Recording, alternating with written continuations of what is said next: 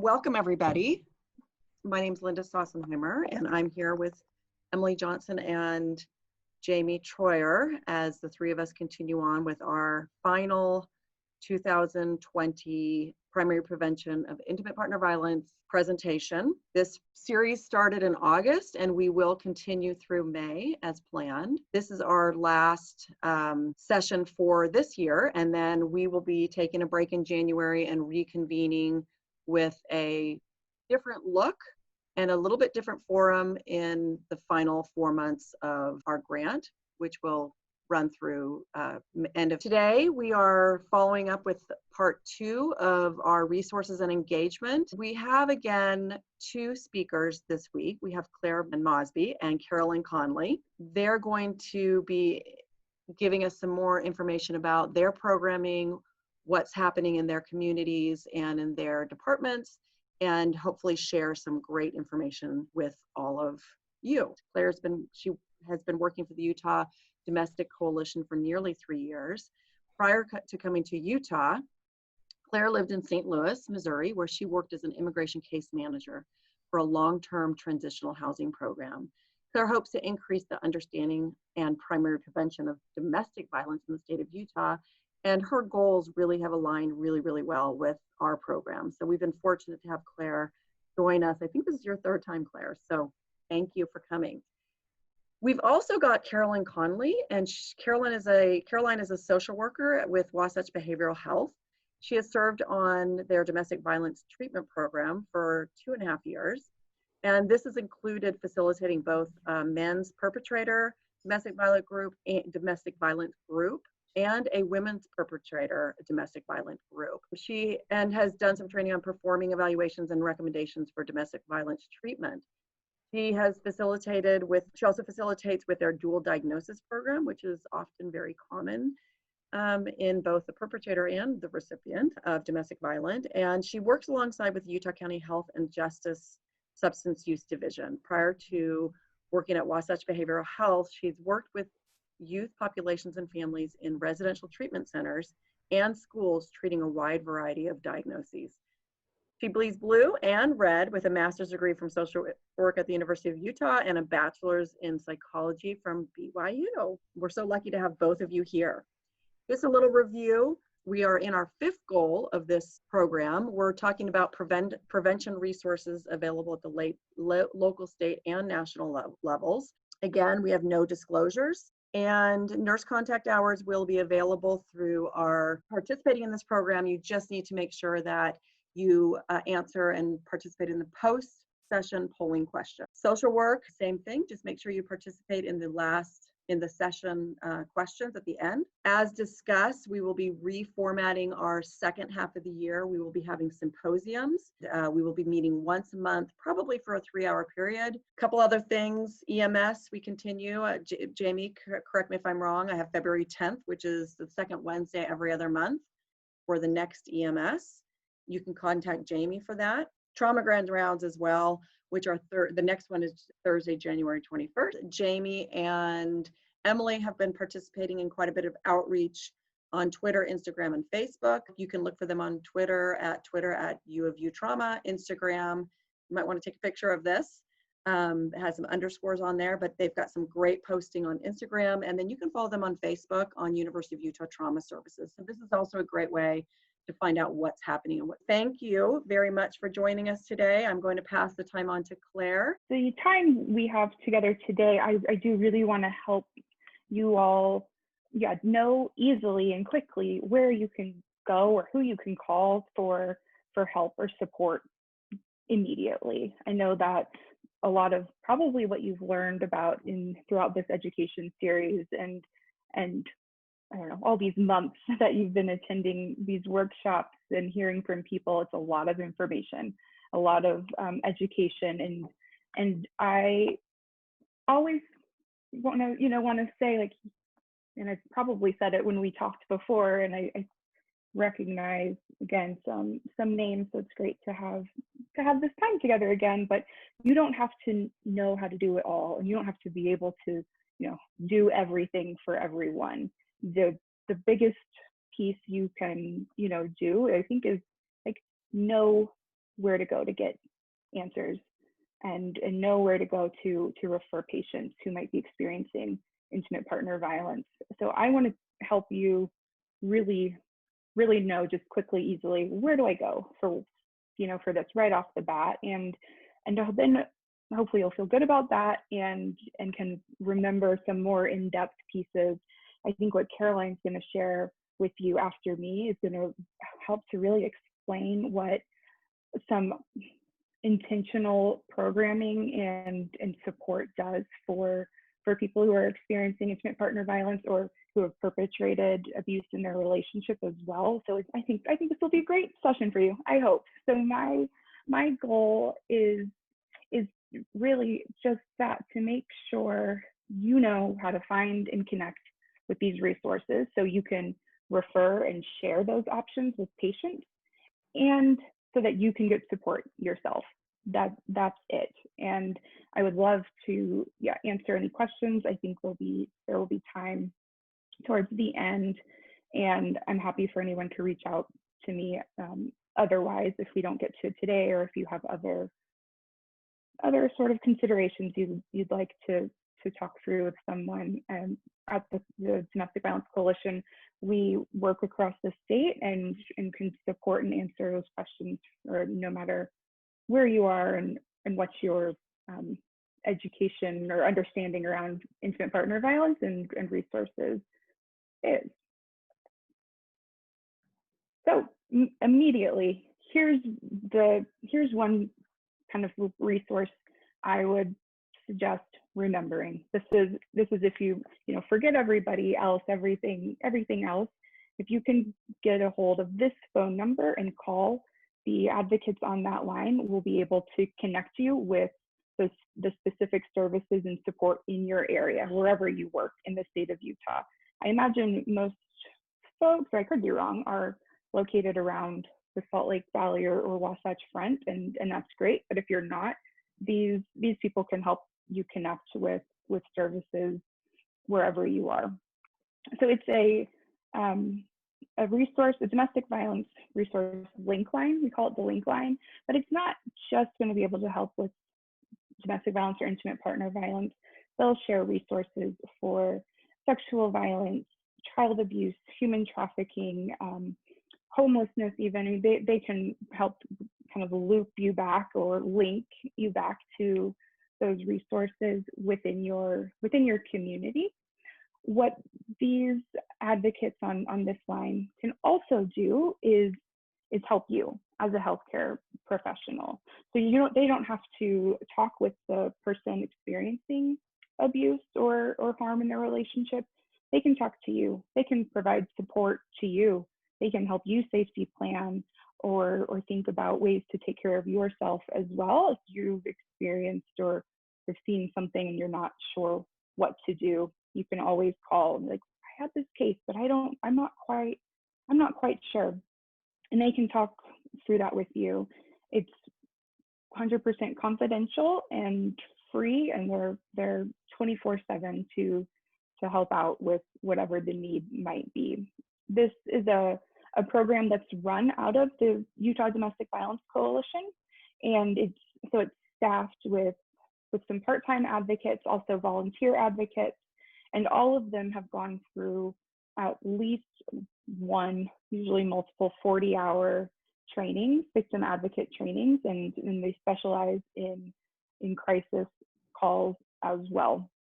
There's language interpretation services for those, and so this is really a good place to start. If you can't remember anything else, this number can help you out and would connect you back to resources in your community, like Caroline's that she's going to talk about next. So this could be a good sort of baseline. What's an easy place to start? So that's the domestic violence link line, and I encourage you all to remember that line, that number, or save it somewhere. It might be already included in materials you have for your organization. And I also would say, if you are from our out-of-state friends. I know the last time I visited with you all, there was someone from Wyoming here, and even if you're from out of state or working across the state, you can call them and they can tell you, here's the coalition in your state, or here's the hotline in your state, and they can help connect you with those services as well. They won't know the specific regional services in different states, but they will be able to help make that referral for you. So kind of narrowing down a little bit further, a big part of what we, the services that are provided around Utah are specific domestic violence victim services. And I'll give you some examples, or I'll show you a map in our next slide of where those are around the state of Utah. But these are services that do direct work with victims and survivors and their families or their children for intimate partner violence and sexual violence. So these programs will have emergency shelter often, and they're a 24-hour program as well. So there's programs all across the state for this, and if you're again not sure where the one in your region is or who you should best call, you can always call the link line, and they will say, oh, you're in Cache County, here's who you should call, here's the phone number, and make that connection for you. So these are programs that we would typically call like our shelters, but they do more than shelter or emergency housing. People don't have to engage at all in housing or in shelter to receive services from these programs. And oftentimes people reach out and maybe don't need or want that shelter piece. They have somewhere else safe to go or live, but they're going to still be able to engage in things like case management or legal advocacy, housing support, job or employment counseling or courses. So all of these other resources are available to them without that emergency housing.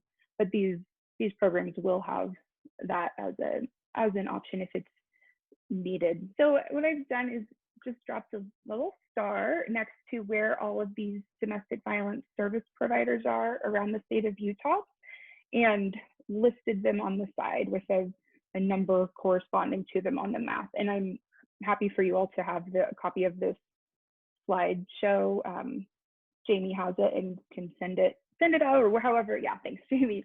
And this, things can change. So this link here at the bottom is a great resource to find their phone numbers directly and further information about the services that they provide.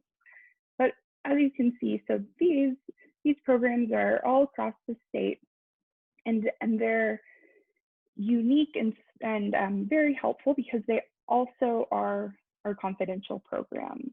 So I think this maybe has come up from time to time before when we talk about confidentiality with working with victims and survivors of intimate partner violence. And all of these organizations, save this one right here, are community-based programs, and they are funded by federal grants, like part of the Violence Against Women and family violence prevention, and all of these funding streams that have requirements for confidentiality around them. So with that, what that means is that anything that a victim survivor talks to or engages with in that program is confidential, is private, and it's a really important piece in survivors' services, so what they can provide for them. The program here that's located out of Price in Carbon County is a system-based program. So they have a different element of confidentiality. They're part of an official governmental system, so they don't have those same confidentiality requirements. Just something to know. But they do have shelter and provide wonderful services to the people in their communities. The other piece I want to share is this number 17. It's called Gentle Iron Hawk, and it's supported by Navajo Nation down in the Four Corners area. And there's a transition occurring right now, so it's not open at the moment, but will be in the future. Again, it's a great resource for clients who live in that region and are part of the Navajo Nation.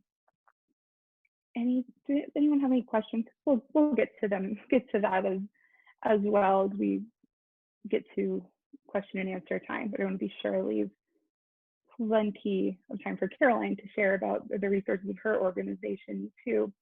So these are all great options, no matter where you are in the state.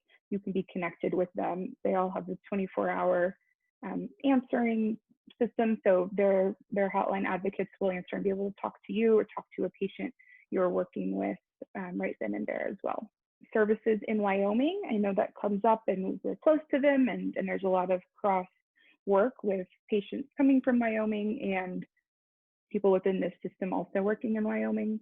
So this right here is a link for contact info for the service providers. So all of these shelter organizations and resources that are available across the state of Wyoming. So if you're working with someone or you yourself work in Wyoming and you want to be able to find out who you should call, reach out to there, that's a great link for the info. The Wyoming Coalition Against Domestic and Sexual Violence tracks that and has that information. This is a phone number for them. It's not a 24-hour hotline like our Utah-based link line, but it is an office line, and there will be someone that can help make a referral or tell you where to best look for information for Wyoming if you need that.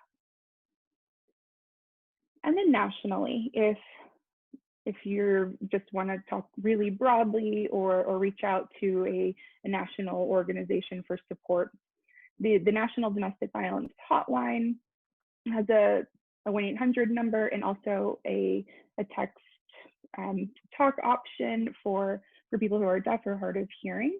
And that's for anyone in the United States who's been affected by relationship abuse, and 24-hour resource line. They're wonderful. Sometimes they might refer you back to the programs in Utah for specific resources. They will have that information around some of the options, but they're a great resource as well. So the National Domestic Violence Hotline. And then for sexual violence resources, while if you're in the state of Utah, you can again call that link line, call that number, and you'll get help and support through them as well. There is a national sexual assault hotline out of the Rape, Abuse, and Incest National Network. So RAIN, it's a very well-known organization. You've probably seen them or their work in the past, but they have a hotline you can call at any time, 24/7 access and support. And then Utah has a specific 24-hour sexual violence crisis line, and what it will do is route you to the local supportive services. So some of those domestic violence agencies that we looked at, they also will support sexual violence victims as well and provide services there. And what calling this line will do, it will see where you are and will connect you with that local agency. If you're like me, my phone number is an out-of-state number, so they'll be like, what?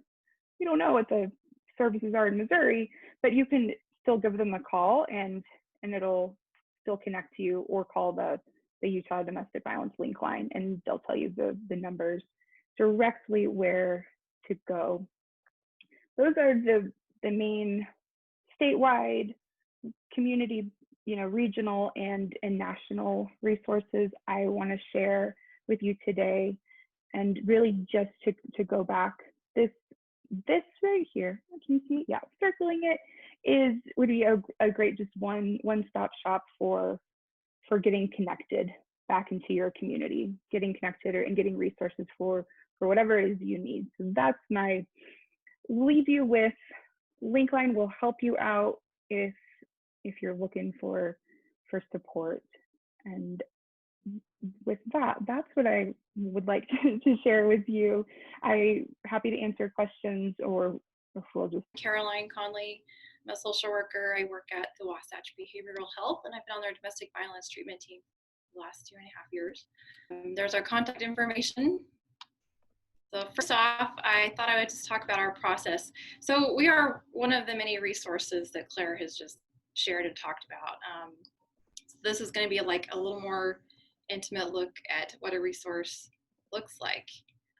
Unfortunately, we're not a resource in the sense of a place of shelter. We are a treatment resource. Our process, the clients that we work with, they're referred by DCFS or the court system. And as I was thinking about this and putting this together, I was like, oh, most of the audience here is in the medical field. Many of you are nurses, as I understand it. You could be one of our referral sources. So if you are working with a patient that you suspect there's some domestic violence or intimate partner violence, you can certainly contact us and make a referral and say, hey, I think that this person could benefit. Or you wouldn't actually call us yourself. You would pass on the information to the patient and encourage them to contact us themselves. So we have treatment for perpetrators of male and female, and also for victims, female victims. We do not have treatment for male victims. Maybe someday in the future we'll actually have something like that. I hope so. I run the men's perpetrator group, and what we find is a lot of those men have also been victims in their relationships. So we really try our best to cater treatment with the understanding that they've been in both of those roles.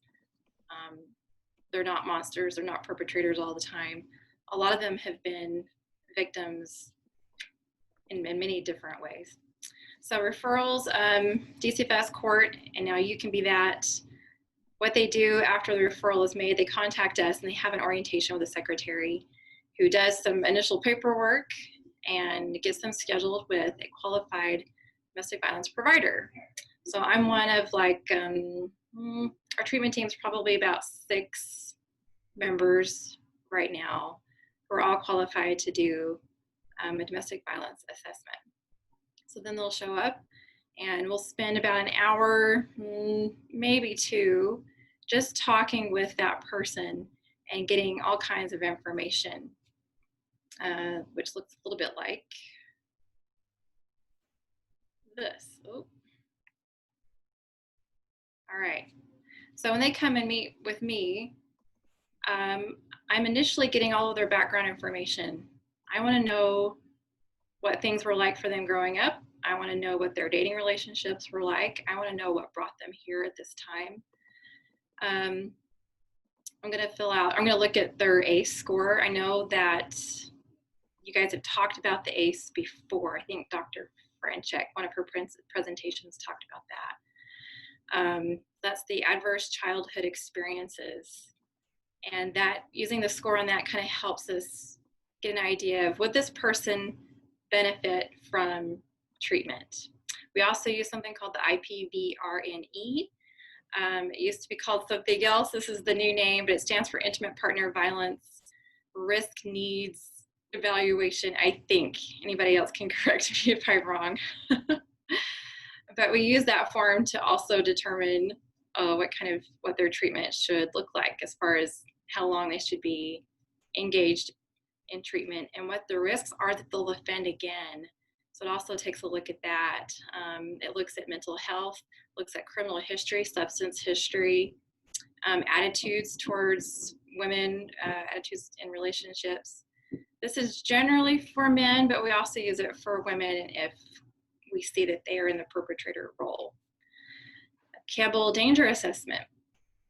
This is usually given only to women, whether they're a victim or perpetrator. I would be surprised if we see some updates on this Campbell Danger Assessment to apply to men victims as well. But we kind of use this to get an idea is how safe is the client. We try to be really mindful and really aware if they are in any kind of danger. And if we are really concerned about that, we will do what we can to help them be to get in a safe place. We may use Claire's resources there to help them find a safe situation. Mental health assessment. So I'm going to look at their mental health history, their diagnoses. It's not uncommon that we have perpetrators who have significant mental illness, bipolar, schizophrenia, major depression, anxiety, personality disorders. These all can play a big role in domestic violence. It also happens that people come in and they don't have any significant mental illness. They may have just a substance use problem, and the only time they're ever violent is when they're using a substance. Self-report forms, they fill out a form that they do at orientation, they interview with provider, and also collateral information. So most of the time I'll get a police report that comes in with the initial paperwork, and I'll read through the report and I compare the report with what the client says, use some clinical discretion on, try to find the truth somewhere in there. People do like to minimize how much they've been engaged in hostile and aggressive behavior in their relationships. DCFS case managers, and sometimes we'll even contact the victim to get collateral information from them as well. Okay, our treatment regimen. Here's what our treatment looks like. We do group therapy for male and female perpetrators and for female victims. Groups are always co-facilitated by a male and a female clinician. We feel that this is a really important part of the treatment because domestic violence only happens in relationships. So we want to model what a healthy relationship looks like. So I have a male co-facilitator for both of the groups that I do. I'm the only female in a group therapy of up to 16 men. So I don't want to be running that alone as a female. That's the other good reason to have a male in there. But our teamwork in that group, it's intentional to show them what healthy relationships look like. Romantic within work, your friendships, just in your family. As I've been doing these groups the last 2.5 years, I have learned that many of the clients that come into a domestic violence treatment, they think healthy relationships are about as common as unicorns. They literally look at us like we have two heads and like, no, whatever you're talking about, healthy relationships, I've never seen that. That doesn't actually exist. I don't know the first thing about a healthy relationship. And the light bulbs start going off because we're there to teach them, like, yeah, you can have a healthy relationship. They do exist. So yeah, the importance of modeling that right there in front of them in group, we feel is really powerful and important.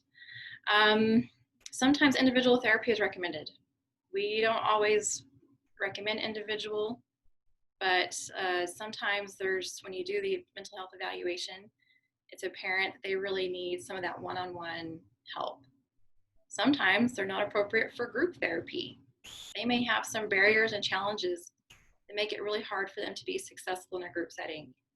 So they might have to do their domestic violence treatment just one-on-one, and that's okay. Sometimes substance use treatment is recommended. A lot of our perpetrators, they have significant substance use problems. Can't tell you how many times I've heard someone come in and be like, I never ever do that when I'm sober, when I'm clean. The only time I ever do that is when I'm using. Or the only time he ever does this to me is when he's using or when he's drunk. So that's a really significant piece. We might require that they simultaneously do some drug treatment or do it before or right after domestic violence treatment here at Wasatch. They are required to purchase a book. They have to pay $7. It's a little binder that looks a lot like this. I have it right here. It's very plain, but it's full of really fantastic information on domestic violence. I'll go more into that a little bit later. Couples counseling. Sometimes we get people in here, they're like, all we need is couples counseling. And we're like, no, not right now. There's actually some requirements that people complete some group therapy or individual therapy first before doing couples counseling. It's really important that providers understand that there's a right time for couples counseling. It's usually not when they're starting out with DV treatment. They need to complete, they used to have a number on, I think about 16 weeks, 13 to 16 weeks of group therapy before we even consider couples counseling. And the reason for this is, I saw this firsthand. We had a perpetrator who was very, very pushy, very demanding with his partner. Like, we don't need group therapy. We don't need all this treatment. We just need couples counseling. And he pushed and pushed and pushed. And she came to us and she's like, look, he really thinks this is what we need. You know what? I think this is all we need too. We don't need all this group therapy stuff. We just need couples counseling. My co-facilitator and I just looked at each other like, no way, because we knew the stories from both people. And I knew that this drive for couples counseling was just a continuation of some of the abuse that was going on in the relationship. The female was not allowed to have a say in what her treatment looked like. She was being bullied and pushed around. But we were there as professionals to say, this is not the right time. Here's what you need to do first. Long story short, weeks later, she's like, oh, I get it now. The light bulbs came on. There was no couples counseling later on. She realized later that if she had continued down that route, I would say that she was probably at very high risk of death by domestic violence. It was a pretty nasty situation. So couples counseling, it's not always the best idea right at the first. The evaluator will assess whether or not that's a good idea. Group rules and expectations, these are really important. Our group, people are allowed to participate on a volunteer basis, but 99% of them are there because they're court ordered or DCFS has required it. So they're either going to go to jail if they don't finish the treatment, or they can't get their kids back if they don't finish the treatment. And we set some pretty strict rules. They're only allowed to miss the group 5 times. If they miss more than that, they have to restart. And if they miss more than that again, they're not allowed to continue. And then we turn it back over to DCFS or the court to determine what will happen with that client. We do our best to follow the rules kind of strictly, but these people do have really hard lives. If we see they're making an effort and they're just not quite cutting it, sometimes we'll extend some leniency and some mercy. This year, we've had to extend a lot of mercy because of COVID. We've had to move our group online instead of doing it in person, so that has presented a lot of problems. But normally we're really strict because that keeps them motivated and helps them to take their treatment very seriously. Treatment time generally is 27 weeks, but this ranges anywhere from 16 weeks to 52 weeks. Depending on what their scores are on the assessment tools that I talked about earlier. If they have a really extensive history of domestic violence, chances are the recommendations are going to be a lot longer. The number 27 that you see here, it's just our average number. We use this because this is how much time it takes to get through the material we have in the binder. So yeah, but if they've never offended before, there's no other history of domestic violence, there's no substance use, there's no mental health issues, chances are I'll give them a 16-week recommendation. Prevention strategies. I think this is what most of us are really here for and what we really care about today. So education, they get tons of education in our group therapy. We have a huge emphasis on accountability. We know that if the members of our group aren't able to gain insight into their role in the problem, then nothing will ever change. So we do our best to help them understand that, okay, yeah, you were drunk when you did this, but you still did this. And eventually they realize, okay, right, if I don't want this to happen again, I can't ever drink again. The ones who realize, who take accountability for it, they are the most successful and the least likely to reoffend. Deep healing and trauma work. This is becoming more more important. We have a section in our group where we talk about the effects of domestic violence on children. And most of our group members haven't actually perpetrated on their children, but they grew up in households where they were abused or where they witnessed domestic violence. They've all been traumatized. Most of the members in our group have some significant trauma history. I have a group full of 16 men, and sometimes they're really vulnerable. They cry, they share what happened to them. And those are really powerful experiences when they can start to open up about what happened to them, and they can be validated, and they can understand that this domestic violence thing, it's their responsibility to take care of it, but it's not exactly their fault. They came from a childhood that kind of set them up for this. It's really sad, but really powerful. Substance use, we already talked about that a little bit. Really important that they address that. Maintaining personal change worksheet. In order to graduate from our group, they have to do some homework. And we give them a worksheet. They fill out these questions, talking about what they learned in the group. And have an opportunity to give advice to the other group members, to share what they've learned, and what their goals are. Like, how are they going to make changes so that they don't end up in our group again? We like to joke at the end when they're done, we don't ever want to see you again. We love you, you're great, but we don't want you back. So hopefully doing this little worksheet can help them reflect on what they've learned and carry that forward to help them. Support system, it's important that they have a strong support system, that when they go home at the end of the day, there's people in their life that care about them, no matter what, who are there to forgive them, to stand beside them. So that's an important piece. And mental health treatment.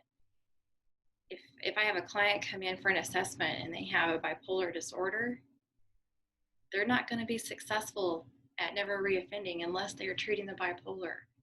It's going to be really important they engage in their mental health treatment.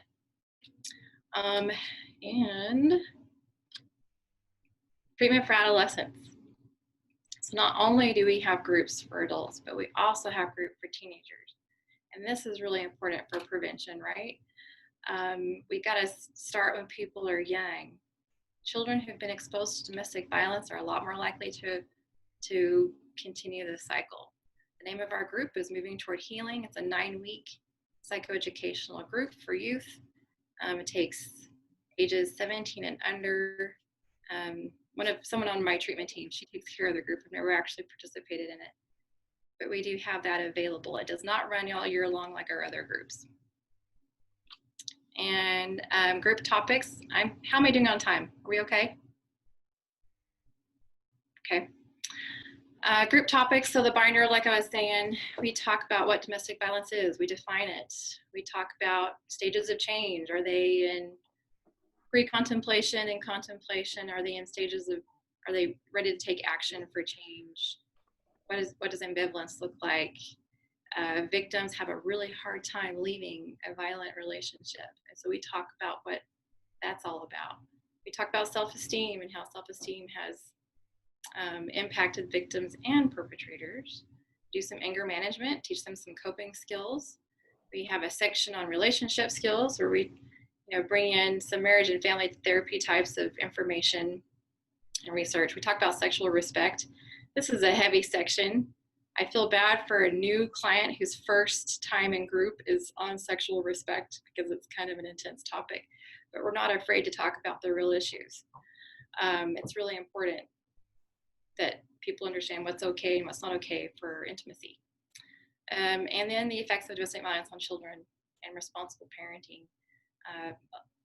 This section of our binder is really powerful. The men really engage, and the women too. They really engage with this. We teach them a lot with Dr. Franchek has shared on brain development and domestic violence. We give them that information and they love it. They eat it up. It's really great. And finally, what clients say about our program. These aren't direct quotes, but these are the things that I hear a lot from our group members. So a lot of them wish they love it. They're like, I wish I had known all this before I had ever been charged with domestic violence. I probably could have saved my relationship. I had no idea my children were being affected this way. I hate DCFS, but now I love them. They're my favorite. I've literally heard that. They love learning the skills that are taught there. So that part is always really rewarding for me as a provider.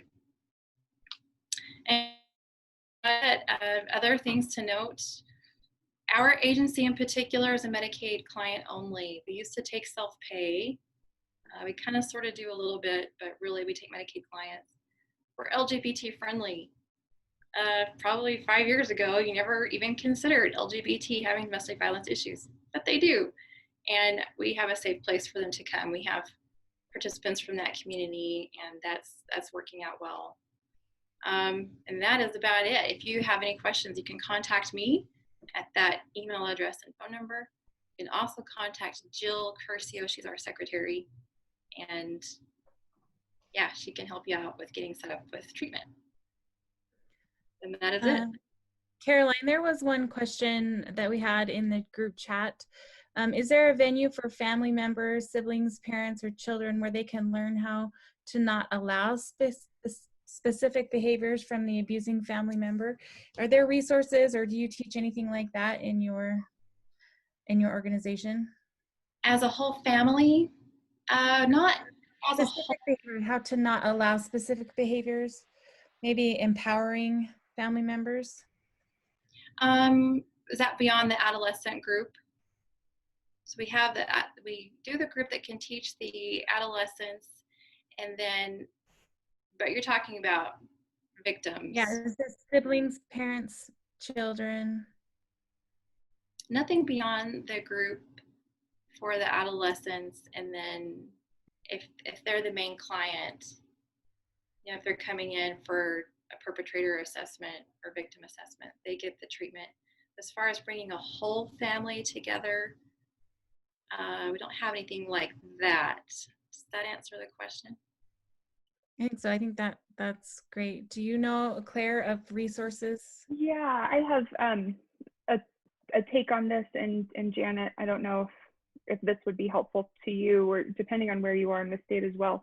But let me think, really most all of the domestic violence service providers, so some like the shelter programs of the agencies I showed you on the maps across Utah, have units within the organization that are prevention outreach focused, and they do community trainings and community courses. So oftentimes they will have something available for people, you know, who are not the victims, who are not the perpetrators, but just, you know, regular folks who want to learn about the dynamics of domestic violence and healthy relationships as well.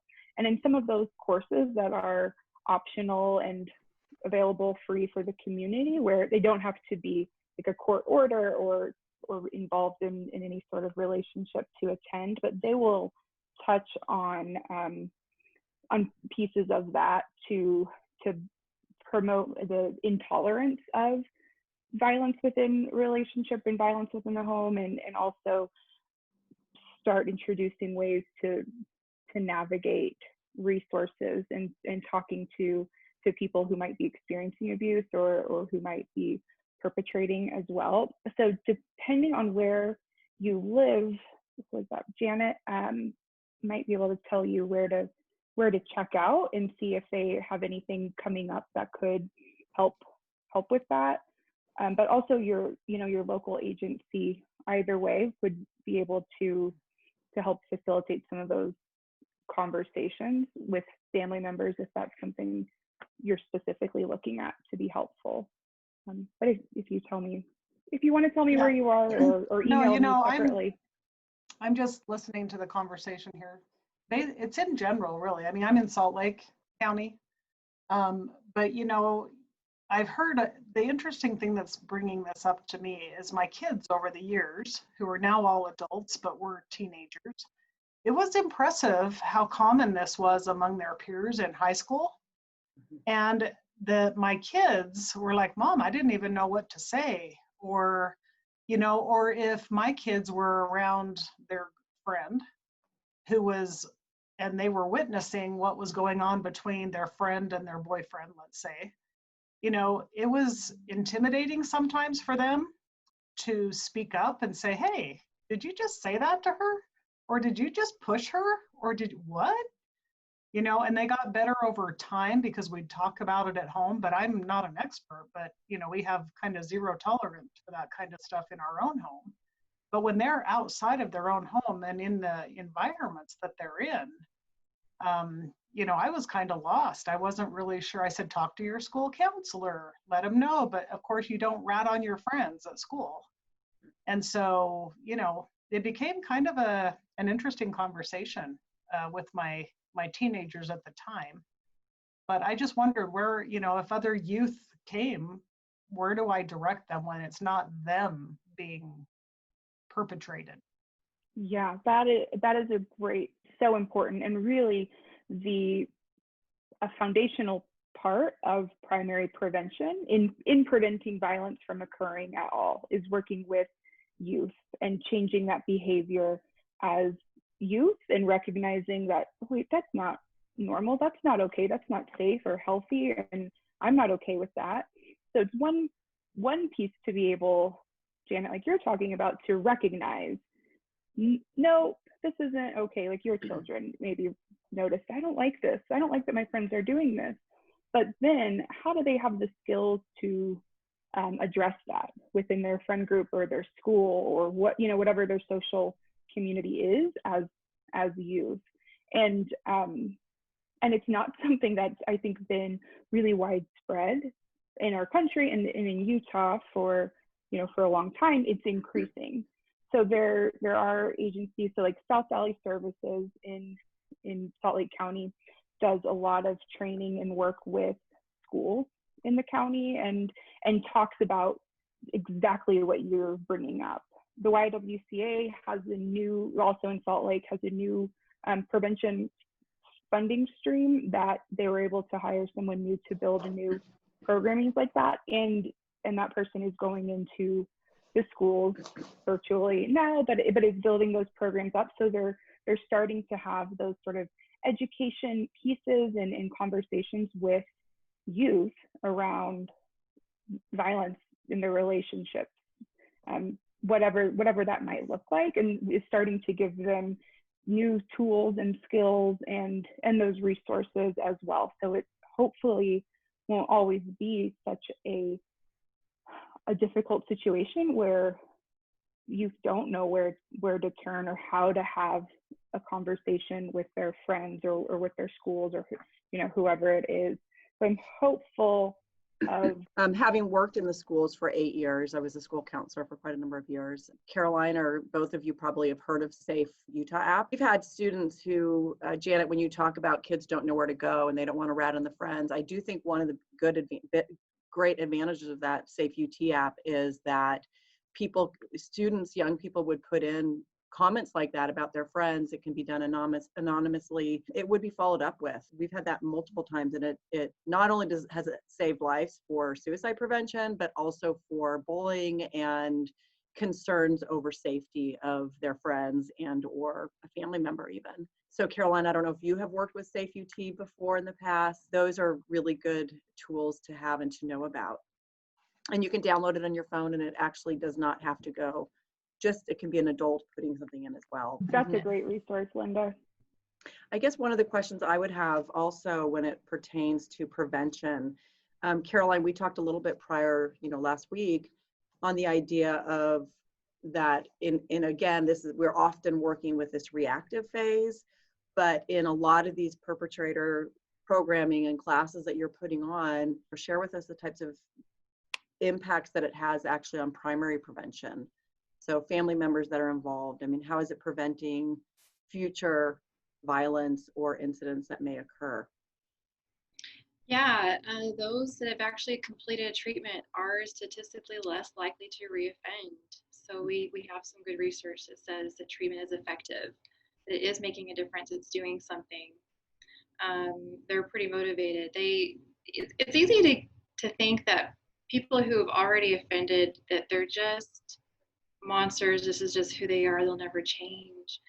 But really, they are reactive out of their own trauma. They have no skills. They don't have a clue what a healthy relationship looks like. To them, it's normal to treat your spouse this way or your partner. Yelling and fighting is normal. But the education that they learn here, you can see the light bulbs going on, and you can see a desire for them to do something different. They all hope for something different. None of them want to stay like this. Mm-hmm.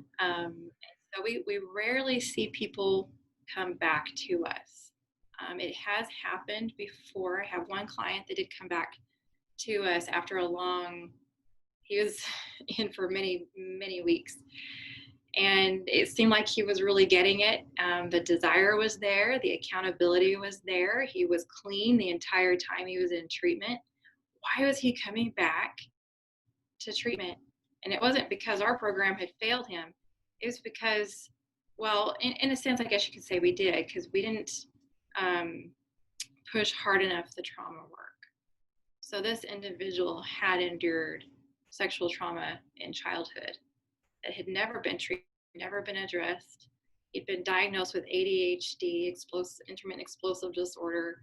He had a gamut of mental health diagnoses. And PTSD was on there for the diagnoses, but it wasn't treated. Mm-hmm.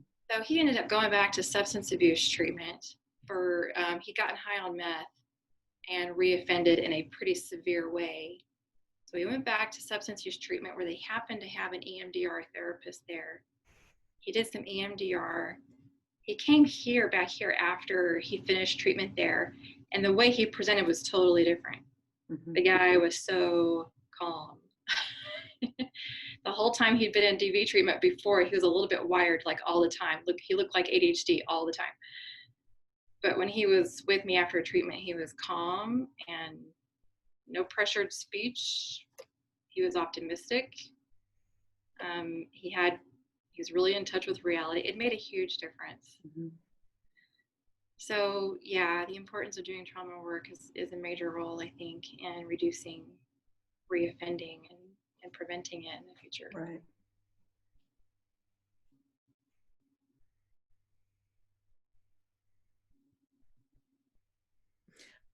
I have one question too. I know we're getting close, 3:59. So as we are looking at ways for primary prevention, and it sounds like, and the things we've learned thus far, starting in August, that a lot of it has to do with, like you said, unsure of how a relationship is supposed to look, and also adverse childhood experiences and exposure to trauma. Caroline, what do you think is the best way for someone in primary prevention of intimate partner violence?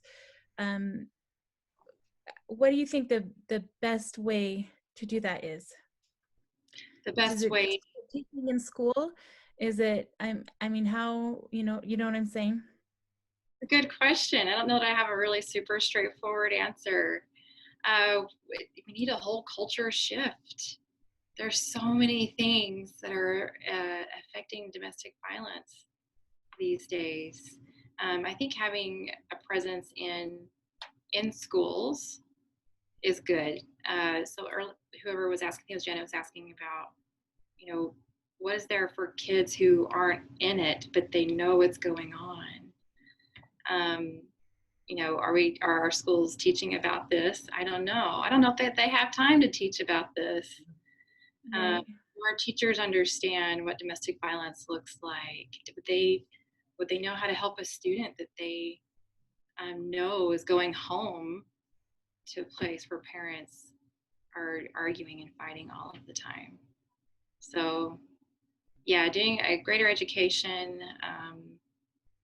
We do actually help out with the BYU Law School. We go and present with them and educate them about domestic violence as well. Some of those are the efforts, but It's a good question. Yeah, it kind of sounds like it starts with, I don't know, school, high school or something. I don't know. To be perfectly honest, like, and this is, I don't know how we would even achieve this, but having healthy families, it starts at home. Are young adults prepared to take on the responsibilities of managing a home and children? I don't know how many of them are prepared for that. Great. Well, it's 4:02. It looks like everybody has answered the poll. We very much appreciate both Claire and Caroline coming on today. It was really reinforcing some of the things that we've gone over the last several months. Working towards primary prevention, we will continue to reach out to everyone. Next month, we'll let you know what the schedule is for February, March, April, and May. Thanks again for coming and presenting, and we'll get your certificates out soon. If there's any questions, please reach out to any of us. Thanks everyone for joining, and please let us know again if you have any questions.